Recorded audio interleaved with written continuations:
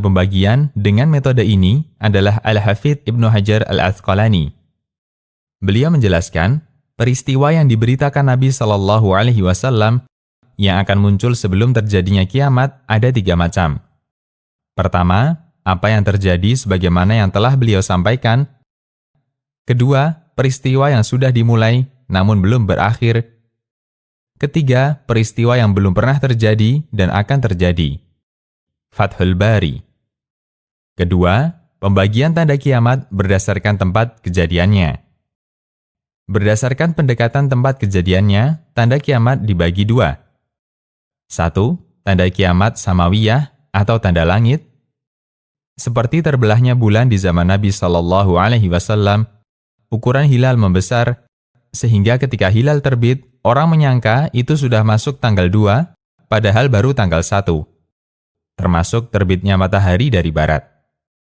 2. Tanda kiamat ardiyah atau tanda bumi. Jumlahnya banyak sekali, seperti keluarnya Dajjal, Dabbah, keluarnya api besar di sekitar Madinah, termasuk angin yang akan mewafatkan semua orang beriman.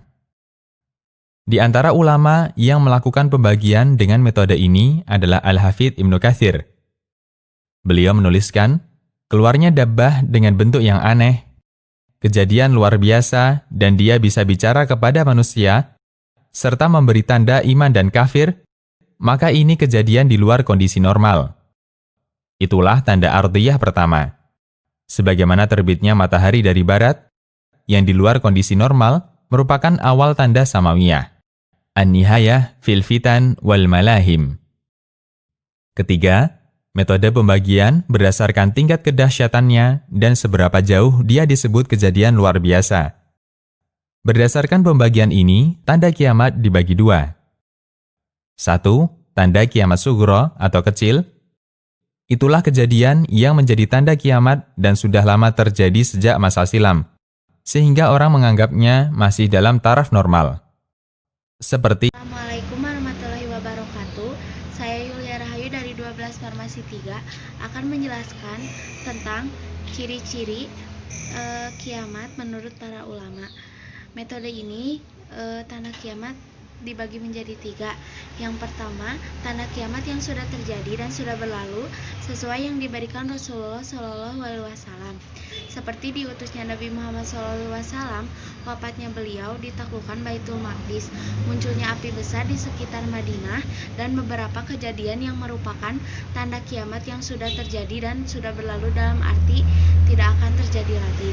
Yang kedua, tanda kiamat yang sudah terjadi dan terus-menerus terjadi, dan ini yang paling banyak, seperti gempa bumi dan disia-siakannya amanah, menyerahkan urusan kepada yang bukan ahlinya, masjid dijadikan jalan untuk lalu lintas orang lewat, diangkatnya ilmu, merebaknya kebodohan, dan tanda-tanda lainnya.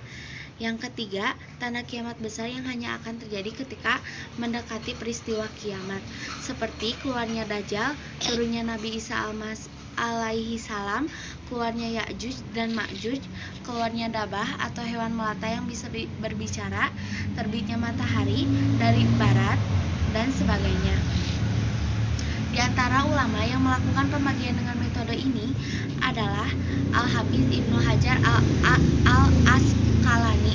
Beliau menjelaskan peristiwa yang diberitakan Nabi Shallallahu Alaihi Wasallam yang muncul sebelum terjadinya kiamat ada 3 macam.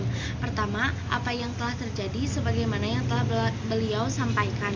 Yang kedua, peristiwa yang sudah dimulai namun belum berakhir. Yang ketiga, peristiwa yang belum pernah terjadi dan akan terjadi.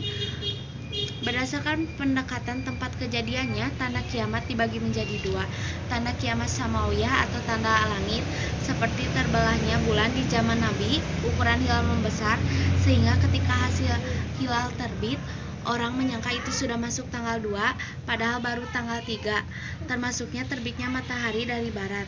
2. Tanda kiamat ardiyah, tanda bumi. Jumlahnya banyak sekali, seperti keluarnya Dajjal, Dabbah, keluarnya api besar di sekitar Madinah, termasuk angin yang akan mewafatkan semua orang beriman. Di antara ulama, pembagian dengan metode ini adalah Al-Hafidz Ibnu Katsir.